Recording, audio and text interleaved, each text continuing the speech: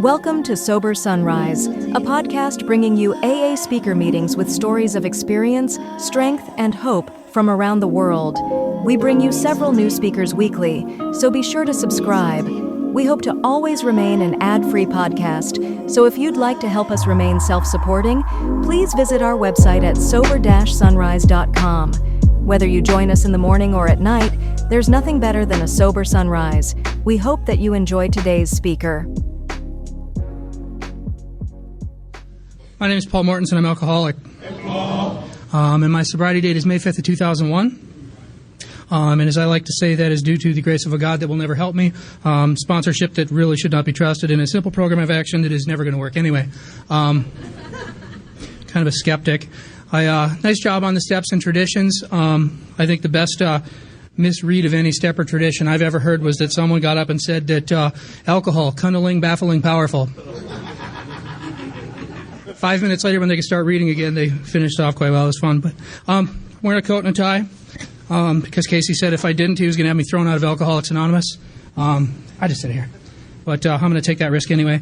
So I'm alcoholic. Really what that means is that when I take a drink of alcohol, I get thirsty for another drink of alcohol. Non-alcoholic people don't seem to have that problem. And I'm not going to go into the scientific BS behind that and the acetaldehyde condensation and all that junk, because nobody really cares about that. Bottom line, when it comes down to is when I take a drink, I get thirsty. And when I don't take a drink, I start thinking about taking a drink or thinking about not taking a drink. I get to thinking about whether or not other people are drinking safely and whether or not it's going to be okay for me to take a drink. And I spend all day long thinking about drinking, not drinking, or trying to drink, and somehow, some way manage to control and enjoy that experience. And I'm not very good at it. I mean, I'm good at drinking. You know, I can hold my liquor at least 3 out of 5 days a week. I only throw up when I drink too much, which is only 2 or 3 days a week. And I guess the thing about that for me is the first time, well, okay, let me back up a ways. First time I got loaded was when I was 15. Now, I'm an alcoholic pothead, and I'm not going to talk a whole lot about smoking weed, but I have smoked a truckload of the stuff. And the first time I got loaded, that was what it was. And it was the first time that my brain ever stopped making all that noise that it makes. Because it's busy, man. There's a lot going on here. Imagine 12,000 Swiss watches with microphones all working at the same time, and that's kind of the rattling noise in my head. Constantly thinking about, you know, what you're thinking about me as I'm thinking about what you're thinking about me. And if you think that what I'm thinking about me might be the same as what I think you're thinking about me. And, you know, God, it's just loud. And so what happens is when I get loaded, that noise quiets down. And now I got alcoholism in my family. There are drunks all through my family tree and all through my family history. And one of the things that I found is that I didn't want to be a drunk. I did not want to be an alcoholic. My mom's an alcoholic, and I love my mom dearly. She's got more sobriety than I do now, so she can call time on me anytime she wants to. But she, back when I started getting loaded, my mom was still drinking, and she was not doing well. And what ended up happening is I decided I was going to get loaded without drinking, you know. And so I initially started out as a pothead, but I drank, you know, here and there. But I found that what I really seemed to have a problem with is I do not like to be sober. Once I'd gotten loaded a couple of times, it occurred to me that, and I don't know if there's a conscious thought, but I don't like being sober. I need to get loaded. I need to get something, and I got to catch some kind of a buzz. And so what happened is about 6 months after I started getting loaded, I wound up dropping out of high school. I wound up checking into a nut ward. They threw me out of the nut ward because they felt that they could not get me to be honest with them. The Big Book talks about, you know, how these doctors that try to help us seem to have a problem with that because we won't tell them the whole truth anyway, and we won't do what the hell they tell us to do. You know, we come in and we say, I'm hurting. Well, what are you hurting over? And I'll tell them a couple things I'm a terrible victim of, and they'll give me some suggestions I go home and don't take, and decide the doctor doesn't know what the heck he's talking about anyway, and I'll go off in my merry way and stay drunk. But anyway, so the psychologists wound up telling my parents that, you know, most people come in here wearing a suit of armor. We can find a chink in the suit of armor. We can work our way in and work with these people. And they told my parents, you know, Paul's got about 19 sets of armor on, and we can't help this guy until he's going to be honest with us. They sent me off to a boys' ranch, from which I immediately began running away, hitting the streets, and getting into all kinds of trouble until they threw me out. Dropped out of high school, hit the streets. I lived on the streets of Spokane, Washington for, 2-3 years. The details are not overly important, but I was a street kid. I have slept in doorways that weren't in my house. I have called Pizza Hut and ordered pizza, and then waited for a few hours till they threw out the trash, and then took the pizzas out of the trash. Knocked on the back doors of churches and asked them to give me sandwiches. They had this place called the Crosswalk on the corner of First and Jefferson in Spokane, which is kind of an outreach program for teenagers and the kids on the streets, and you can go in there and you can eat, and in the wintertime they'd let you crash there. I've slept on heat grates in Spokane in drive-up parking garages. This wasn't something that I planned on doing, but I got to tell you, I could have gone home at any time. I could have. It wasn't about that. It was just I wanted to do what I wanted to do the way I wanted to do it, and I didn't want anybody telling me what to do. And out here, I think I can do what I want to do. So, end result of that, I wound up getting in a whole bucket load of trouble, and I had everybody from the police to my drug dealers looking for me, and everybody was upset with me. And so I wound up heading out to Wisconsin to live with my mom. Moved out there, and I'm out there with about, foot, 2 feet worth of hair, and looking scruffy. Didn't shower more than once every month or so. Wear the same pair of socks. I was grubby all the time. My feet always stank. My shoes were rotten. I was a wreck. I got out there, and my mom took one look at me, checked herself into treatment, sobered the hell up, and has stayed sober ever since. So, for what that's worth, she'd been drinking for about 20 years at that time, and I'd been only getting loaded for about 4 or 5. So, it was not going well. I was out there. I stayed with my mom until she had to leave and go to treatment. They put me in with my grandma and grandpa. I got an apartment and did not pay the rent in that apartment for 10 months. Apparently, they don't like that. After about 10 months, they asked me to leave. It was some just ratty, trashy apartment with mold on the walls. It was nasty. And I was living there rent-free with a sink full of dishes with the flies swarming around them because it's too much work for me to do the dishes, and I just sit around doing nothing, reading comic books and everything else. They threw me out of there. I wound up staying with a couple other friends here and there, got thrown out of there. Pretty soon I'm in Madison, Wisconsin, and I'm homeless again. And I'm back on the streets again. I was like an old Ozzy song. And I wound up going into this, I don't know if it's a mission or a homeless shelter or what the heck it was, but went in there and slept there sometimes and didn't show up when I was supposed to show up, and came back loaded and didn't get a job, and they asked me to leave. I don't know where you got to be to get thrown out of a homeless shelter, but that's apparently what happens to guys like me. So I hooked up with Doc and Bear and Kid, and we pooled some of our state money and bought this $150 beat-up GMC pickup truck that spit oil and gas and crap out from underneath it all the time. And would not go over 55 miles an hour because it started doing this rock and roll shuffle, and looked like it was going to fall apart. Pulled up to a dumpster, took 2 old easy chairs, threw them in the back of this truck facing back. Me and Doc hopped in the back, and Kid and Bear hopped in the front because they had licenses.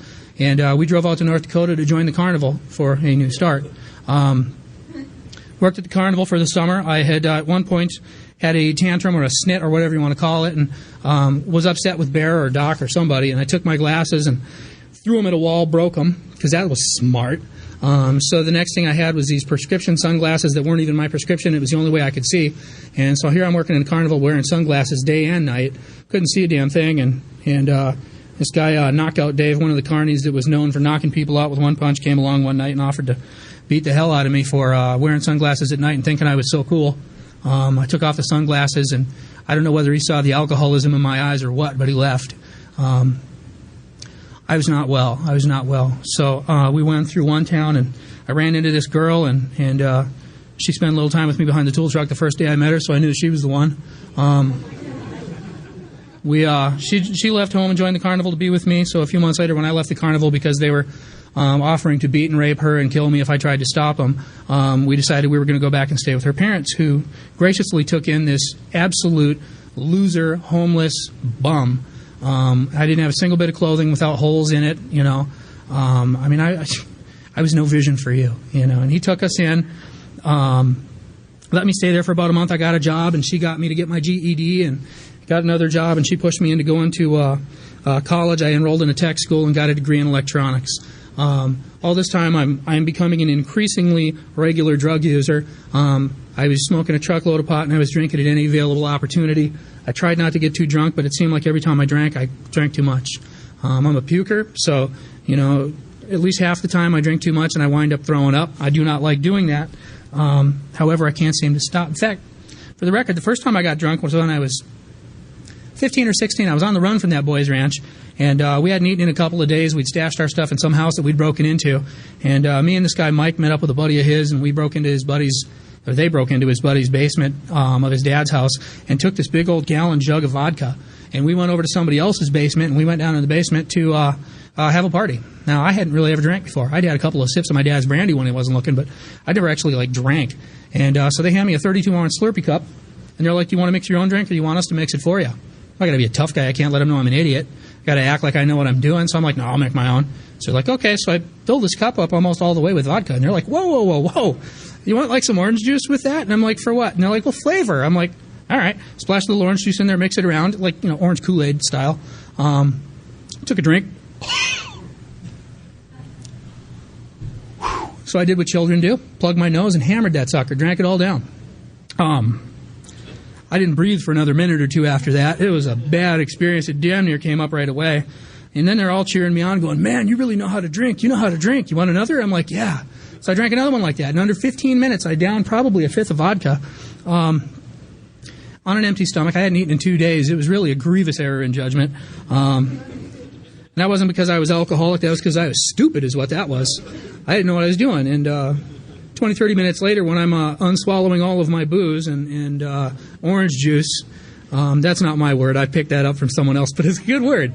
I was not thinking this was such a good idea, and for the next several hours, I continued to throw that up, and it stopped being orange juice and vodka, and it started being just orange-colored, ouch, and pretty soon it was this black tarry paste I later found to be stomach tissue. I found that what had happened is I had given myself alcohol poisoning to the level that it could have killed me. And I didn't know that. The next day I woke up, threw up all over the guy's house one more time, and he told me to leave. I called up the boys' ranch, and they said they're not going to come get me, but they could pick me up from the hospital. So I went to the hospital and checked in, and they wound up pumping my stomach and feeding me charcoal and running fluids into my veins and all kinds of stuff, and told me that I probably could have died if I hadn't made it to the hospital. You'd think a guy like that would never, ever drink again, right?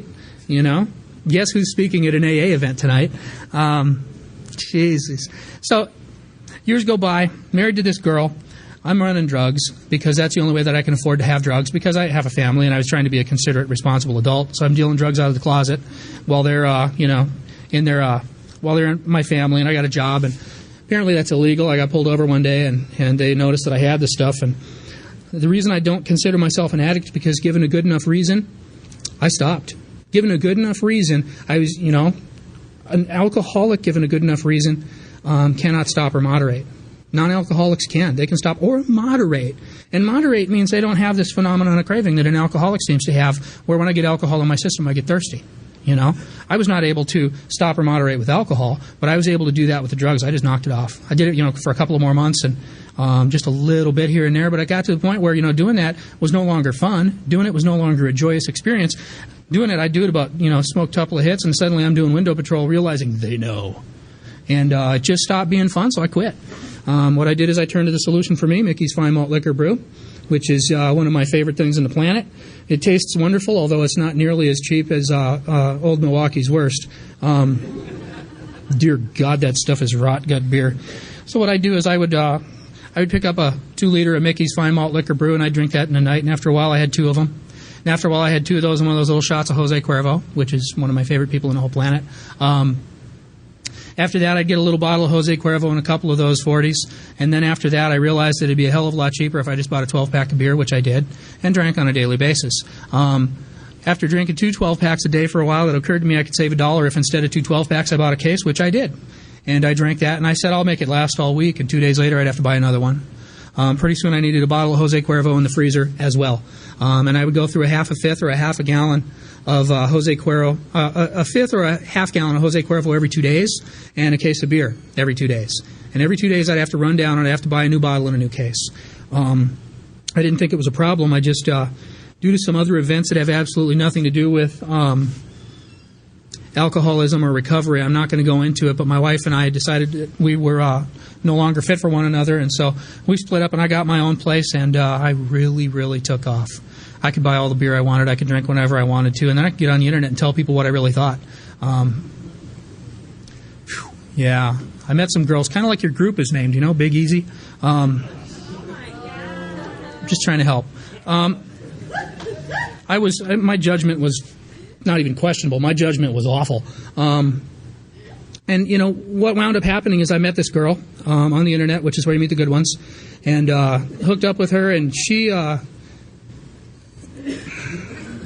She later saved my life. I'm not going to say anything bad about her, but she needed more help than anybody I knew was able to give to her, and she and I got together, and within 5 months it went from dubious to absolutely awful. And during this time, I'm drinking all the time. I'm sneaking drinks on Saturdays before I go to work on Saturday. I don't drink at work unless I drink at work. I didn't drink at work during the regular days. But I would go home and I would drink. I can go all day without a drink as long as I know I'm going to be able to drink when I get home. I can handle that. Just stay the hell out of my way or I will light your face on fire. I'm a little testy when I'm waiting for a drink, a little edgy. And so, 5 months into this girl and I are clearly suited for one another because we're both equally out of our minds. And I wound up getting in a fight with her. Something had happened similar to what had happened in my marriage, and things had gone kind of sour, and we had a big fight about it. And then I came home one day, and she was online, meeting up with guys online, and it was not good. And I kind of went off the deep end, and we got into a big fight. That Monday, I had already made a decision that I was losing my mind. And I went to my supervisor at work and said, I need to talk to you. And he said, what's going on? And I said, well, I think I'm a paranoid schizophrenic, manic depressive, bipolar alcoholic. And he said, whoa, okay. Well, here's some flyers and stuff, and maybe we can get you some help. So I had gone down to, the local nut ward and a couple other counseling places and so forth who had all indicated that perhaps I definitely needed help. Talked with those people, set up an appointment for the following Tuesday because they couldn't even take me in right away. I think they needed to pad the cell a little better. And what happened is on Monday I set up to check into these places. Tuesday, Wednesday, and Thursday, I couldn't even go to work. I stayed home those days. Friday, I decided I was going to go ahead and go to work. Went into work, came home, and found that she had been online chatting with guys, and it was a bad deal. And so we got into a big argument, and I started uninstalling the little chat program from the computer and escalated into a big fight. And she and I wound up wrestling with one another as she tried to shove past me. I grabbed onto her. We fell down. I got up, and I smacked her across her rear end 3 times real hard in anger. I never hit a woman in my life.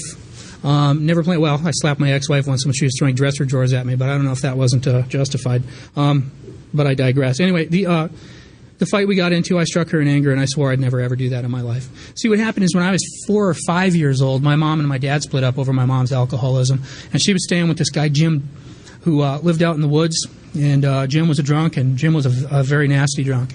And this guy, Jim, when I was about 4 or 5 years old, wound up, when we were visiting Mom, he wound up coming home drunk, and he wound up slapping her around and punching her and kicking her and hitting her and almost breaking her leg and knocking her on the ground, stepping on her glasses, and generally being a real douche. And I was sitting there 4 or 5 years old looking at his bar darts thinking maybe if I threw one of those at him, he'd stop hitting my mommy. I'm really glad I didn't do that. It would not have gone well for me. But what happened is that day, May 4th of 2001, I wound up, after she left the house, I wound up throwing all of the stuff I could find in the house up against the door because she had a key and I didn't want her to get back in. Until it occurred to me I wanted her to come back, so I had to move all the crap away from the door. And in the process, I had torn something of her possession. And she came home and she saw that I had torn that, and she said, yeah. She said, you're going to just wreck my stuff, huh? Is that how it's going to be? You're just going to tear my stuff up? And she said, maybe we should destroy your crystal chessboard, your precious crystal chessboard. How would you like that? And in my state of mind, I was like, yeah, what a good idea. I had this crystal chessboard that had been given to me for Christmas a few years ago, and the chessboard was real precious to me. I still had it in the original box, the styrofoam with all the pieces in their little slots, and I took very good care of it. And I said, yeah, that sounds like a really good idea. Let's do that. I went and got a hammer, and I went and got the chessboard, and I threw it down on the ground, and she tried to take the hammer from me, saying, no, I didn't mean it. And I said, whatever. And I shoved her up onto the bed, and I got down on my hands and knees, and I went wham, wham, wham on this thing for 5, 10, 15 minutes, over and over and over until I couldn't move. Pieces of cardboard and crystal and stuff flying all over the place. By the time I moved out of there were still pieces I was finding laying around. And she's up there on the bed crying, and she says, I'm leaving, you're crazy. And I said, yeah, I think that's probably a good idea that you leave. She left, and that night I drank myself to sleep. Before I did that, I called up my mom, and I talked with my mom, who was now sober, and kind of told her what was going on in my life. And my mom said something to me that today I understand. Then I thought it was kind of strange, but what my mom says is, I'm telling her I want to kill myself, I want to die, I can't live like this. And she says, why don't you just grab another beer and keep talking to me? I think because she knew that the only thing that was going to keep me from blowing my brains out, hanging myself, stabbing myself, or somehow or other killing myself is that booze is the thing that kept me from killing myself for a long, long time. I got to say that, an alcoholic of my type, one of the treatments for alcoholism is alcohol. It says it in the big book. One of the treatments for alcoholism is alcohol, to drink until the bitter end, following this endless procession of sots. The other option is I'm going to need to accept some kind of spiritual help. I'm going to need, like hell, I think not. And my family is all very, very religious with a very, what's the phrase? I don't want to diss their religion because they're great people, and their religion is great people, but they're very articulate about Bible and Scripture and all that jazz. And so what I did is, as I was growing up, I learned how to win. I didn't learn how to help anybody. I just learned how to win arguments is what I learned how to do, which is a really bad thing for a guy like me to have. So, I knew that you guys didn't have any answers because I could prove everything about what you said as wrong. I could find a loophole somewhere. I couldn't come to you guys for help. So anyway, that next day, she came home, and she said, I sat there, and I woke up in the morning, and I picked up a beer and just kind of sipped at a beer. I didn't really get drunk. I just kind of sipped at a couple of beers that morning from about, 5 or 6 o'clock in the morning until about 11 o'clock. She came home, and we sat and talked for a little bit, and she said, I'm going to an AA dance tonight with my friend Keith. He's got 6 months. You can go if you want. And I thought, oh, Christ, AA and a dance? Because I ain't going to go dance for crying out loud. She says, yeah. But I was thinking, there ain't no way you're going to a dance with another guy without me. I don't think so. I'll go. She says, well, then you're going to have to stop drinking. 11 o'clock, May 5th of 2001, I put down my last beer at about 11 in the morning. I went with her to this dance. It wasn't a dance. It was a friggin' roundup. There's 300 of these meatheads, and they're all running around in suits and ties and smiling and asking me questions I can't answer, like, how are you? I don't know. The first thing that happens is this guy Kane comes sliding across the room with his hand out and says, hi, I'm Kane, are you new? In my mind, I'm like, no, I'm not new. I'm not new. I'm not new here. I mean, I'm not going to be coming here or anything. I'm not involved in Alcoholics Anonymous. I've got myself a place in the treatment center, and I'm going to be able to go into the treatment because they're probably going to be able to help me a little bit better than you lay people can. And I'm not in a position to be in here trying to talk about whether I'm new or not. I just want to get back together with this girl that I had this big fight with the night before. I didn't have time to say all that crap, so I just said yes. And what he did is he went over to this guy, Jeff V., who everybody at the time called him Chief, because he sponsored a lot of people. He's one of the two guys that put together the Northern Plans group, him and Chad B. And they kind of stole formats from Montana, stole formats from South Dakota, stole formats from Minneapolis and California, and kind of patched them together into something they wanted. They wanted this roundup environment every single week. And they wanted people to come in and be able to catch this buzz every week and get the energy that we get in an exciting meeting. And so he brings me over to Jeff, and he says, Jeff, this is Paul. He's brand new. Can he sit by you? And Jeff says, no. I forget, it's the story of my life, right? He says, no. He says, I'm going to do a sobriety countdown. Why don't you have him sit way up there? And they sent me up like the third row in the front, and I'm thinking, everybody can see me. This sucks. I knew they knew who I was, too, because they're all in suits and ties and dresses with, perfume or cologne, and they're smiling. I hate that.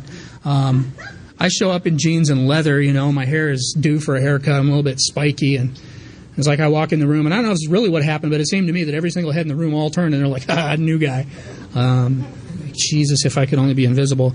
Now, at this point, Jeff gets up to do the sobriety countdown. I'm in third row, and he says, all right, we're going to do a sobriety countdown, and we're going to start at 30 years and count backwards, and whoever has the least amount of sobriety in the room gets a free copy of the Big Book. And I thought, shit. This is not good, because she knows how long I've been sober. This Keith guy knows how long I've been sober. Kane clearly knows how long I've been sober, because he just met me, and this Jeff guy that's up there doing the thing was just told that I'm new.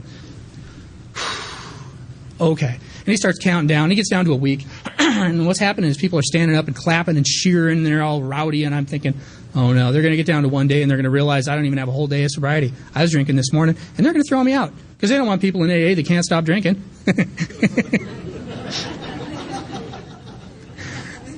I didn't know what this was all about. I didn't understand. I didn't even know what was wrong with me. I thought I did. I thought I knew what was wrong with me. I did not know. I had no idea what I was up against. And so what happened is he starts doing his countdown, and he counts down, gets down to a week, looks around the room, looks right at me. Anybody with 6 days, looks around the room, looks right at me. I'm thinking, oh no. He gets down to 2 days. Anybody in the room with 2 days? I still haven't stood up yet. And he got to the end, and he didn't say who has 1 day, which saved my life. He didn't say, is there anybody in the room who's still drinking? Which saved my life, because I probably would have just walked out in shame. What he said, and I will never forget this, he looked around the room and he said, is there anybody here in their first day of sobriety? And I stood at the turning point, and I made a decision, and I stood up. And what happened is, instead of throwing me out of Alcoholics Anonymous, 300 people came out of their seat and they cheered and they clapped and they patted me on the back and they pushed me up there to get the stupid book. I got the book and sat down in a state of shock and listened to the speaker get up there. There's a lady named Nancy M. from Minneapolis.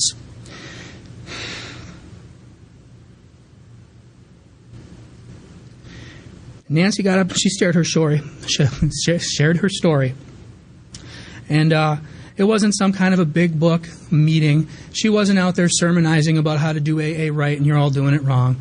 She wasn't up there giving some kind of beautiful, super-duper AA talk. She got up there and she talked about her story. She got up there and talked about what she felt like. And she put words to things I could not describe. And she described behaviors and attitudes and actions that I was doing. And then she said she's an alcoholic. And it occurred to me that these things that I was experiencing, these things that were going on with me, weren't because I was a bad person. They weren't because I was evil. They weren't because I was possessed by some demon. They weren't because I was insane.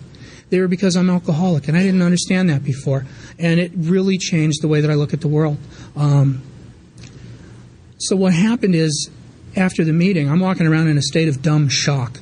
Because for the first time in my life, these people are all there. You know, she's telling these awful stories that I wouldn't dare tell anyone for fear that it'd be back to the room with no doorknob. And what happens is all these people are laughing and clapping and thinking this is the greatest time in life.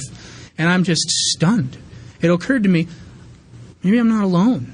Maybe I'm not the only person who's going through this, and maybe I'm not the only one who has to deal with this. And so what happened is, after the meeting, I wandered up to this guy, Kane, and my eyes are like rolling like slot machine wheels, right? And he's like, so, how's it going? I'm like, good. I said, I think I'm going to try this. I said, but everybody's talking about getting a sponsor. I don't know who to get for a sponsor, you know.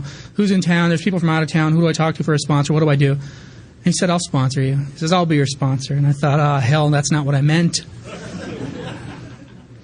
And he did. This book I have, incidentally, is the book I got at that sobriety countdown. I've carried this book with me all over the place. I also actually read it. Not only do I just read it and talk to other people about it, I actually do the stuff in it. Because a guy like me doesn't stay sober just sitting in meetings. I'm an alcoholic who needs to experience recovery, not just meetings. If you think about it, if you got a bad tooth, I know most drunks don't ever have problems with their teeth because we take such good care of ourselves. But if you think about it, if you got a bad tooth or a couple of bad teeth and you decide you've reached the point where it hurts so much you're finally willing to do something about it, and you make a decision you're going to go to the dentist's office, and you go to the dentist's office and you sit down in the waiting room, and you kind of look around, there's a couple other people in the waiting room, you're like, so what do you do here? The guy says, you just keep coming here. Okay. My teeth hurt, though.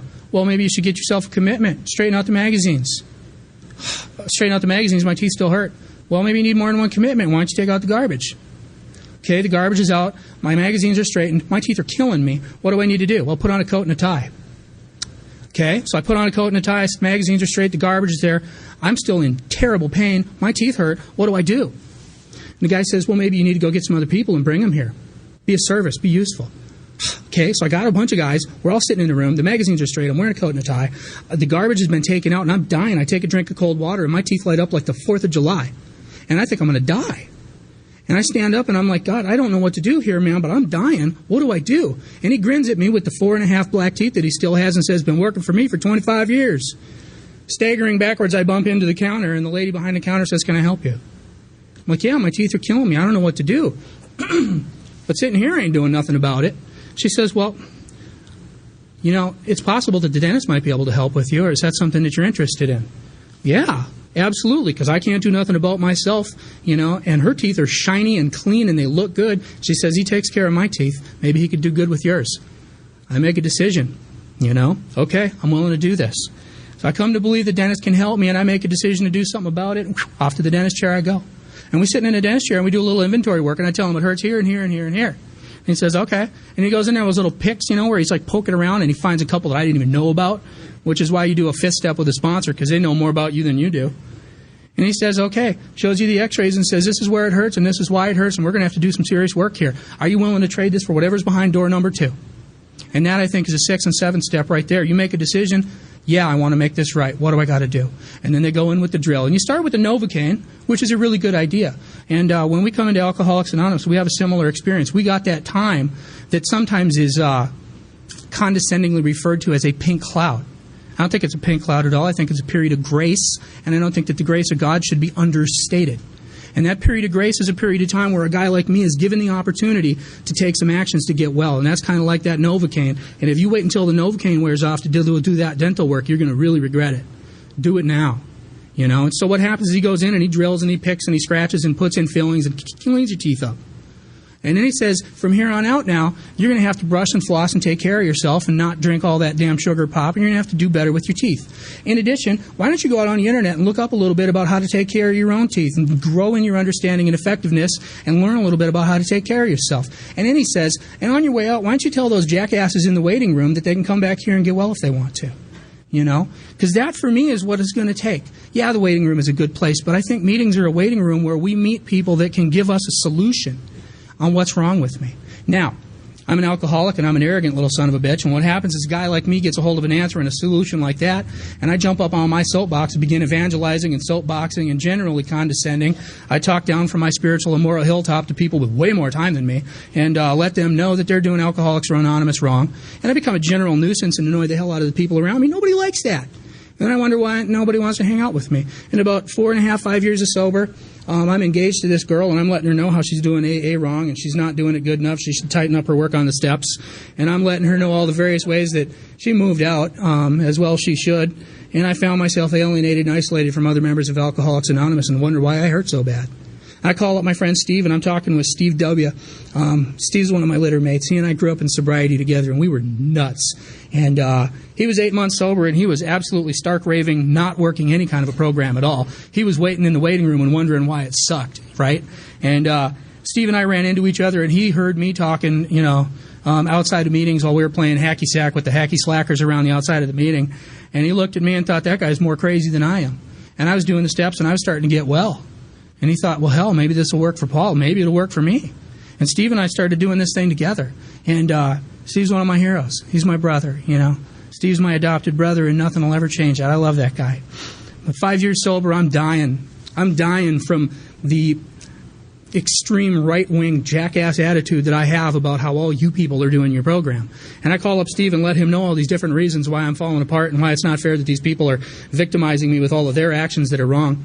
And about 5 minutes into it, I'm like, blah, blah, blah, blah, blah. Take a minute to breathe, and Steve says, so, Paul, you're struggling? I'm like, yeah, man, I am. He says, don't struggle. Like, screw you, Wells. I gotta go. I get off the phone, and it's absolutely true. Whenever I'm struggling, I'm struggling. That's the problem. I'm kicking and screaming and fighting, and I wonder why it hurts. And what happens is, they talk about me in the big book. I know you guys never seen that before. What happens for me is they keep adding things when you're not looking. And a couple of years ago, we were doing a big book study. Yeah, you know that one? Yeah. We were doing a big book study, and we got into one of the forgotten chapters. And I'm going to read something to you here out of the book Alcoholics Anonymous. And if that disturbs you, pray for me. I could use it. But check this out. It says, assuming, on the other hand, that Father has, at the outset, a stirring spiritual experience. Overnight, as if he were a different man. Becomes a religious enthusiast. He's unable to focus on anything else. There's talk about spiritual matters, morning, noon, and night. He may demand that the family or his AA group find God in a hurry. He may tell Mother, who has been religious or sober all her life, that she doesn't know what it's about, and that if she'd better get his brand of spirituality while there's yet time. It says, many of us has experienced Dad's elation. We had indulged in spiritual intoxication. Dad will soon see he's suffering from a distortion of values. He'll perceive that his spiritual growth is lopsided. Dad's current behavior is but a phase of his development. A phase. The vagaries or erratic, unpredictable, extravagant behaviors of Dad's spiritual infancy will quickly disappear. Those of us who have spent much time in the spiritual world of spiritual make-believe have eventually seen the childishness of it. Damn. Ring any bells, Paul? I look at that, and that's who I was. That's what I think everybody gets that way at one point or another. Anybody who gets into this thing, gets into the steps, has a spiritual experience, their eyes are awakened to this whole different way of looking at things, and we realize that people are doing it wrong, And I think it's a phase, and I know I certainly go through it, and a lot of other people go through it, and it's okay. It's okay. It's not perfect, but we don't have to be perfect. We don't have to do this perfect. We just have to do it. We talk about people in Alcoholics Anonymous being on the beam. On the beam. Well, think beam is like a balance beam. Okay? Balance, right? And then you got way over here on the far left side the just don't drink and go to meetings, meeting makers make it, which is, But way over here on the other side, you got the rigid, book-thumping, tell you how to do things and straighten out all of Alcoholics Anonymous, Chicken Little types, because the sky is falling and we better fix AA. Oh my God, oh my God. Somewhere in the middle, I think, is where a guy like me needs to be. I need to be involved in not only working the steps and working on my own recovery, but being able to sit down at a meeting and look eye to eye with another alcoholic and share my experience in a way that they can identify with, rather than waving a book around and sermonizing from my spiritual hilltop. You know, a guy like me needs a little bit of balance in my recovery. And so, a few more years go by. 9 months after that girl left me, we wound up getting back together. I was down in Raleigh, North Carolina for some business. And this is one of my powerful moments in sobriety. It may not mean nearly as much to you as it does to me, but I got down there and I knew my life was falling apart, and I surrendered to the fact that none of this is my business. None of this is my problem. This is on God. I made a decision to turn my will and my life over to God, and I've been trying to arrange the lights, the stage, the actors, everybody into my way of thinking, you know, in sobriety. And so what happened is I wound up in Raleigh, North Carolina, and our training session got done at 1 in the afternoon. I had all day to do stuff. I've never been to Raleigh, North Carolina. I like it. They got like trees and stuff down there. It's cool. I live in North Dakota, you know. We got like 4 trees and no hills. It's boring as hell. The roads are straight. You can let go of the steering wheel and drive all the way to Montana. But what happened is I called up my boss and said, hey, if I pay for gas, can I drive out to the ocean? He said, sure. I drove out to the ocean, and I drove, and I didn't get a map, and I didn't ask directions. I just started heading east, and I effectively said, God, I'll let you make the roads, and I'm just going to drive, and we'll see where we go. And I took some pictures, and I thought it was pretty, and I got out there, and I got close. I couldn't find the ocean. So I finally asked somebody, which way is the ocean? They said, that way. I said, all right. Got on the road, and I drove. And I finally went over this bridge onto what turns out later to be, I think, an island. And just up as I got onto this little bitty island, it has this sign that says, Cure Beach. Next left. Cure. K-U-R-E, but Cure. And I thought, neat. I hang a left, and here's the beach. And there's almost nobody there, and parking is immediate. And I step out of the car, and I looked around, and I said, all right, God, I'm here. And I walked out onto that beach, and God said, I'm here. And I felt the presence of God in no uncertain terms, and there was no religious experience. There was no nothing. There was just an absolute, unquestionable understanding that I am not alone in this. Sometimes I run off by myself, but I am not alone in this. And that I am taken care of. I'm not going to be taken. I'm already taken care of. I'm already okay. Sometimes I forget that, but I'm all right, you know. And I stood there, and I just kind of grinned and cried and had a hell of a good time and took a bunch of pictures and headed home. And the next day, that girl that had broke up with me called me up. And she said, you know, I'm willing to take another run at this. And I kind of looked up and thought, wow, all right. That's how it's going to work. Cool. A few years ago, we got married on Friday the 13th because it seemed about right. And we're coming up. It's going to be 4 years this year that we've been married. And that's an absolute treat because I'm married to somebody I actually like, you know. She's cool. We sit and we just laugh and talk and have a hell of a good time. And she's beautiful and I love her. And by the way, she asked me to formally announce I'm married. I took my ring off because my hands were all swollen and sore from my job. I type a lot, and I've been playing on the video games, and my hand was swollen.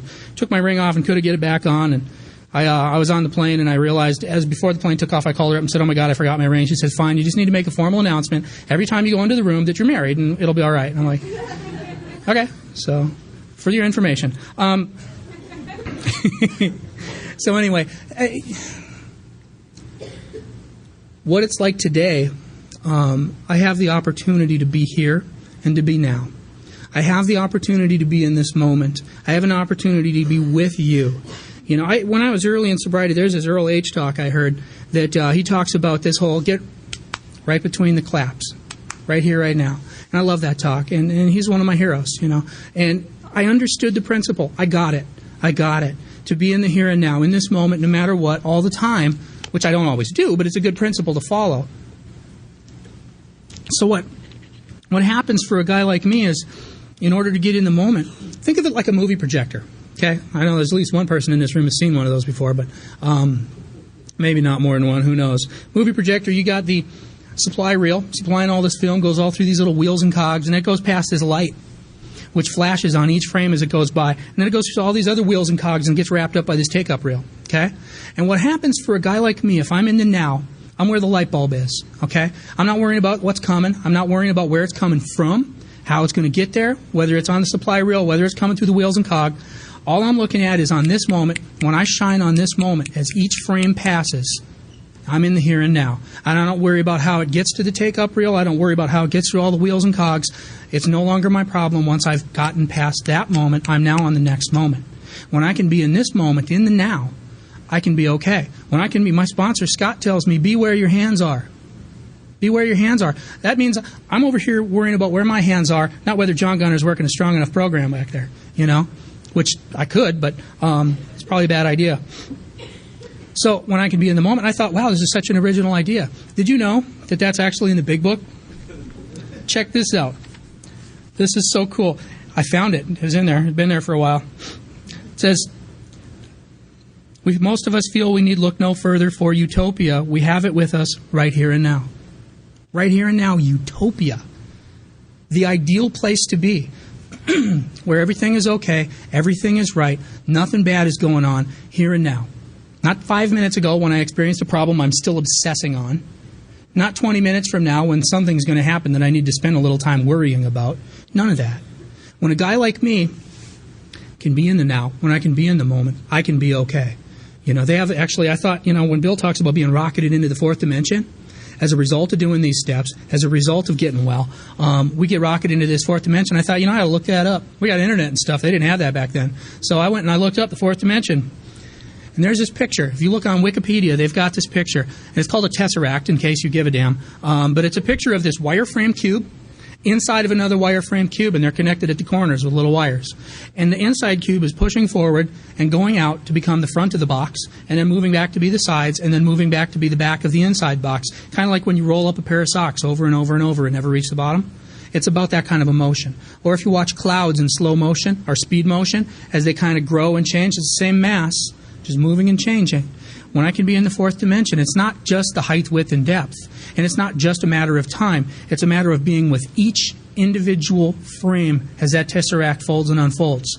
It's in this moment as this moment folds and unfolds. It's my ability to be here and now and be okay. And what happens when I do the steps is I am able to connect with a higher power on a level that is in this moment. How about this moment, right? And then, so, how much time do I got? I got a little time left?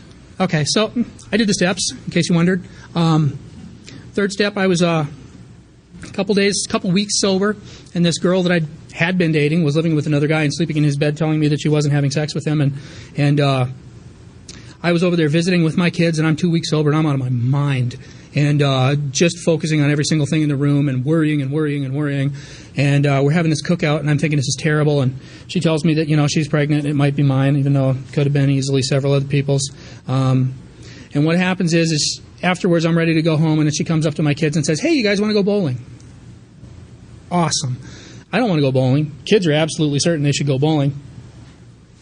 We go bowling, and these guys are ripping through traffic, dodging through cars like they're trying to lose me, and I'm trying to keep up. I'm 2 weeks sober. I'm ready to kill people, and I'm ready to run people off the road. I'm losing my mind. My daughter's in the front seat going, hey, Dad, hey, Dad, hey, Dad, hey, Dad, hey, Dad, in the way that little children can do. She's like 3.5, 4 years old. And at one point, we stop, and they're like, oh, this bowling alley's closed. We're going to go to another one. Awesome. And my daughter's, hey, Dad, hey, Dad, hey, Dadding me, and I turned to her, and I yelled at her to shut the F up. Shut your mouth. I'm trying to think. Don't you know when to be the hell quiet, and blah, blah, blah, blah, blah. And it occurred to me shortly after that what I had just done, and I realized what an awful thing I had just done, and I just was so awful. And I started apologizing, and my son reaches up from the back seat, puts his hand on my elbow, and says, it's okay, Dad. Go to the bowling alley, do some stupid bowling. Afterwards, my daughter's tired and behaving crazily, and she's up there playing with the water dispenser and won't quit. And I try and get her to stop, and I pick her up, and she starts screaming bloody murder, kicks her shoe off, flips out. And then this girl that I'm broken up with who's seeing somebody else comes up and picks up my daughter, and she quiets up for this girl instead of me. And I feel like such an absolute loser. She puts her in my car, and I drive home and put her to bed, and I go over to my son and help him say his prayers. And as he's saying his prayers and he gets done, I tell him, Jake, I'm sorry. I flipped out today. I don't realize sometimes what I'm doing. I said, but Daddy's not drinking, and it's been a long time since I've not drank, and I always used to be able to have a couple of drinks and take the frustration away. And I said, I don't have anything to do that right now. And he leaned up and he put his hand on my shoulder and said, it's okay, Dad. And I went into my bedroom, I guess, and I went in there and I hit my knees on the side of the bed. And I cried my face off, and I prayed, and I cried, and I prayed, and I cried, and I prayed for about 15, 20 minutes. And I got to the end of this prayer, and religious reference here, bear with me. as I was growing up, they always used to have me end my prayers with this whole "through Jesus who you gave, for me, amen" thing. And at the end of my prayer, I say this, and it suddenly struck me that if whoever's out there was willing to give his kid so that some sorry loser boob like me could have another shot at life, like I do right now, imagine how hard it was for him, considering how much I love my son right at this moment, for telling me it's okay twice. And I lost it, and I cried for another 20 minutes and said I'm willing to do whatever it takes, and that was my third step. Nothing fancy, not a direct quote of the third step, prayer out of the big book, Alcoholics Anonymous. It was me making an honest, personal, individual connection with a God of my understanding and saying, what do I do? I did a fourth step. In the middle of the fourth step, I was not well. That's the part where I hooked up with Big Easy. Good God, it was an awful experience. And there was this girl I was seeing that on the internet that looked like a porn star, Ron Jeremy. Yikes. She was nice, and I actually was friends with her for a while afterwards, but it was something I wasn't proud of. It was not cool, and I'm doing my fourth step, and I had to add her on there once or twice, and I get together with my sponsor, and I do this fifth step, and as I was doing my fourth step, there were some things on there I didn't want anybody to know about, so I wrote them, and I'd been studying J.R.R. Tolkien's Lord of the Rings and such, and I got in the back in the appendixes and found how to write in Elven Tengwar handwriting, and so one page of my fourth step was in Elven, and we're driving along doing my fifth step, and he looks over and he's like, what the hell is that? I said, what's Elven? He says, one day you will sponsor people just like you, and I thought that was a compliment, it'd be cool. Guess what? So, and I have, wow. Get done with the fifth step, and I went, after my fifth step, I did not go home and take the book down off the shelf. I was at his house, and I went out in the yard, and I laid in the yard, and I rolled up and down in the grass with my kids. And I looked at the sky, and I said, oh my God, I've let it all out. What do I do now? And the answer was keep going. Keep going, So it came to this sixth step, and I was absolutely not willing to make a change and release some of these defects of character because some of them were quite fun at the time. And so for a little while, I could continue to see that girl, and one day I realized I don't really want this. This is not what I want, And so I did called up Kane and said, I'm ready to go with the sixth step. What do I do? And he told me the page number. He said, you go in there and you read these 2 paragraphs and say this prayer. And that's it. So I did. Nothing happened. Nothing at all. The heavens did not open up. A chariot with thundering horses with flaming breath and lightning bolts did not come down and sweep away every single defective character that I had. Nothing like that. Nothing happened. I called him back up and I said, dude, nothing happened. What do I do? He's like, your 8th step. Oh, yeah. So I did an 8th step. I started putting together this list, which I already had done in my 4th step. Thank God I didn't burn the stupid thing. It kind of was nice to have notes. And I started working on my amends, and I went into it with a level of desperation that you would see with a drowning man. I went into it because I knew I was going to die drunk if I didn't do this, and I didn't want that. I had reached that level of hopelessness that a guy like me reaches. And I was hopeless when I got sober because I knew I had all the religious answers and I could prove all of you wrong. And you guys, since you're all wrong about at least one thing, aren't going to be able to help me because your solution is fake.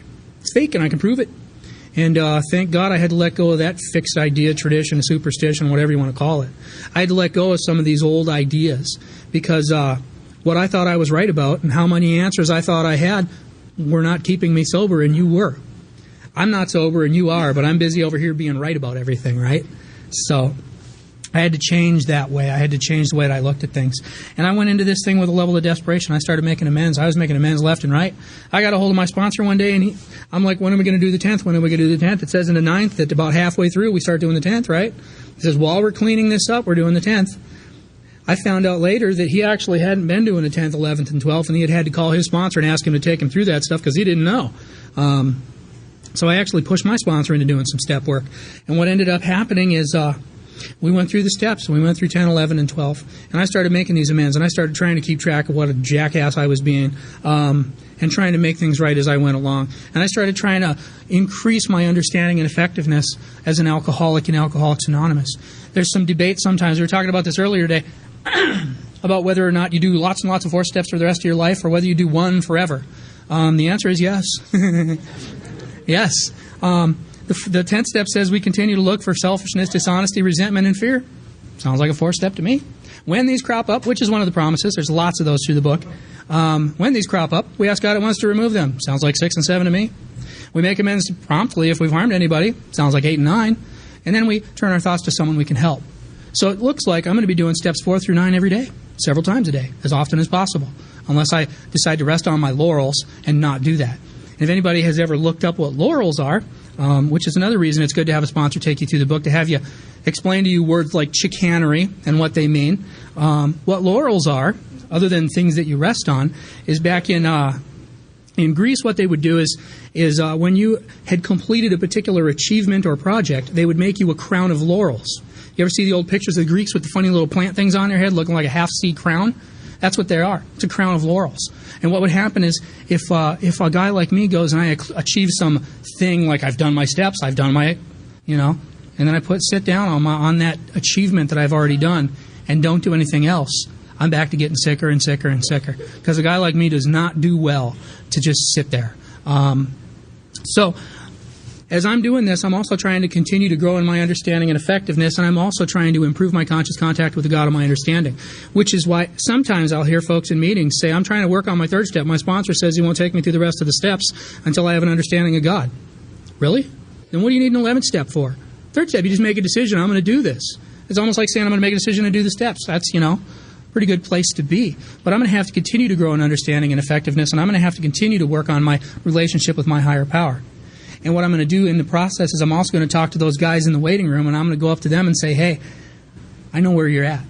And I'm going to have to tell them drinking stories and bad living stories in order for them to identify with me, to believe that I had what they had, in order for them to actually consider taking a shot at doing what I did. Because otherwise, they're not going to. If they don't think that I have the problem they had, why are they going to try the solution that I have? So if I am telling them what I was like, what it was like out there, and then I'm also telling them how I managed to have a spiritual experience and the way things changed for me, and if I'm also then able to tell them what it's like to be in the here and the now, in this moment, living sober, having a connection with a conscious connection with a higher power. If you envision a conscious connection with a higher power, think of it as a telephone call. When I'm thinking about you and thinking about calling you, I'm just thinking about it. When I actually pick up the phone and I call you and we start having a conversation and I start asking questions and maybe listening for answers, that's a little bit more of a conscious connection here and now, So, in a couple of weeks, it's going to be May 5th. May 5th is the day that I wandered into the Northern Plains group all those years ago and heard a solution to a problem of the type that I had. It's the day that I identified with another person for the first time in my life. It's the day that the light switch snapped on and I suddenly realized I'm not alone and there may be a solution for what's wrong with me. Bill, I guess, is coming out. Bill C. is coming out, and he's going to speak at this roundup. Now, they shuffle around the dates a little bit from time to time, which annoys the hell out of me, because every once in a while I'll have to have the same sobriety date 2 years in a row, because it's, my sobriety birthday happens a couple days after the roundup sometimes. And this year that's going to be the case. It's going to be a few days after we actually have this roundup. But when this roundup kicks in, it's going to be the 11th time, and I sat in the Northern Plains group roundup. It's going to be in my heart, whether or not we want to go by dates or not, it's going to be in my heart 10 years of doing this thing, And for me, that's a huge deal, because guys like me don't get to do this. Guys like me don't get to have friends like John and Zach and Brent and Billy and all the guys, Jeff, all the people I've been hanging out with today, the ladies, you guys are awesome. All the people that came up, shook my hand and said hi today.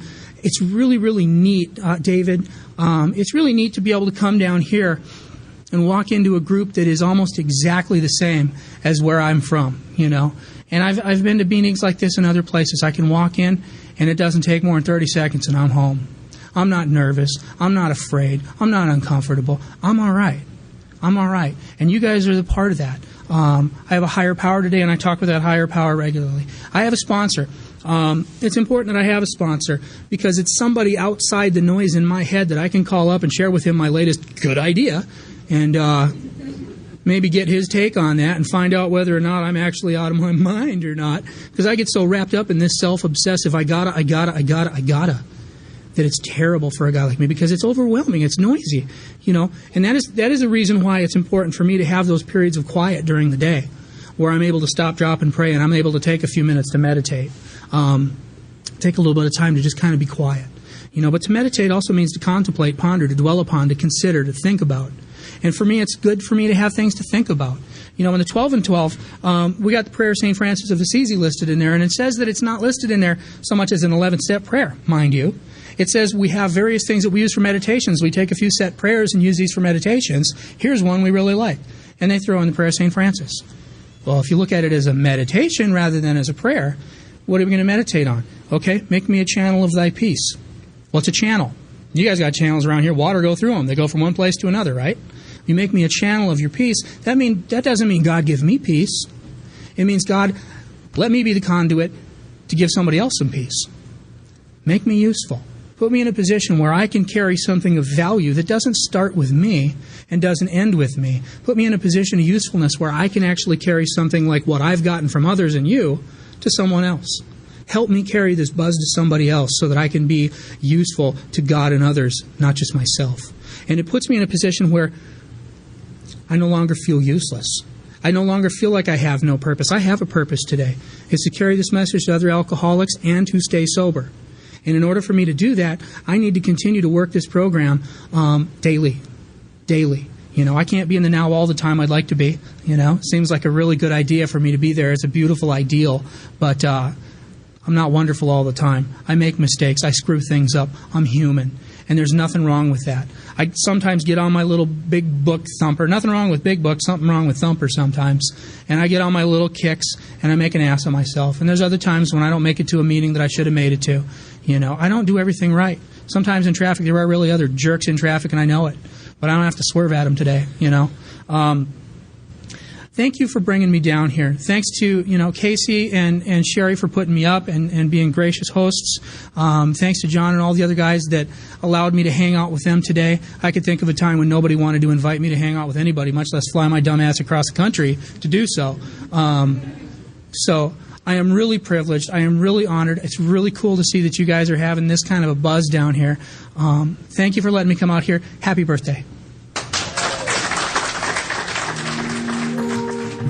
Thank you for listening to Sober Sunrise. If you enjoyed today's episode, please give it a thumbs up as it will help share the message. Until next time, have a great day.